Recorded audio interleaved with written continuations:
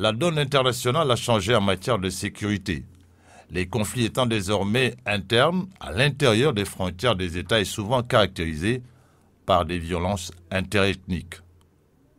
Par ailleurs, de nouvelles menaces sont apparues depuis le 11 septembre 2001, le terrorisme. Face aux nouvelles inquiétudes, l'Organisation des Nations Unies remanie ses modes d'action. Sa vocation, elle, demeure. Elle fait appel aux organisations régionales.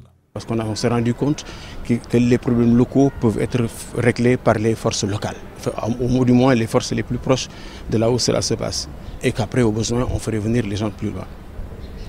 Et c'est ainsi que force hybride du Darfour, il y a eu d'abord un engagement des forces de l'Union africaine, et c'est une force de l'Union africaine qui n'avait pas tous les moyens qu'il lui fallait pour remplir sa mission, a dû faire appel aux Nations Unies, qui est venu donc apporter sa logistique, et la combinaison des deux, les troupes locales, plus la logistique internationale.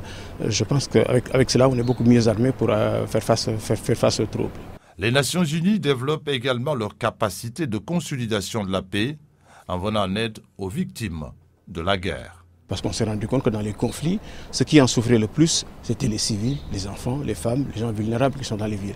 Et que ces gens-là ont besoin de protection. Parce que ces gens-là vivent dans un pays souvent en crise, ou même en dehors de la présence des Nations Unies, ces gens ont des difficultés. C'est des gens, en général des pays pauvres qui ont beaucoup de difficultés. Et cela a fait que les Nations Unies ont été amenées à créer ce qu'on appelle les forces multidimensionnelles, une mission multidimensionnelle. Alors,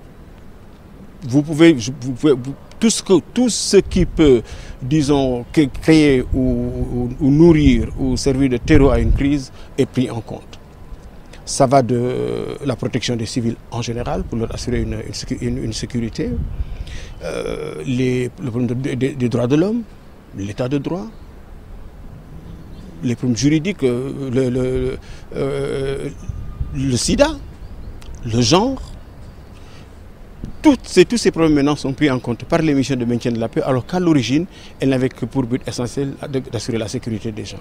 Les Nations Unies n'ont pas offert de solution toute faite aux problèmes internationaux. Cependant, elles constituent un élément essentiel grâce auquel le processus multilatéral peut être mis à contribution dans la résolution des crises.